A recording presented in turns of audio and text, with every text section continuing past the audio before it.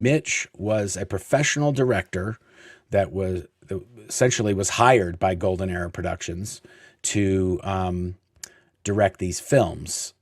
Right. You kind of told this on a bunch of other videos, but if you could just kind of Yeah, get no us up to problem. Yeah, speed. yeah, no problem. I originally worked for the church originally in the mid '80s. I worked on the Dianetics campaign in LA. I was approached by an executive. They needed somebody to direct commercials. I was like, yeah, great. And I worked with Caroline Mustard, who recently spoke out on my channel. I worked with Jeff Hawkins, who was later rewarded by having the crap beaten out of him by David Miscavige.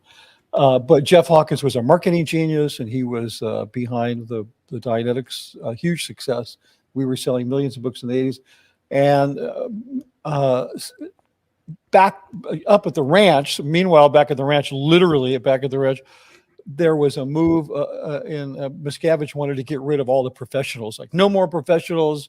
You should make ads with the Gold Crew. And he yanked marketing up there. And they did everything that Hubbard said to do, and they completely failed. Like, it was just a disaster. So then they said, well, maybe we should start working with pros again. So they brought me up, and I started working on films, and that's just a whole story. It was crazy.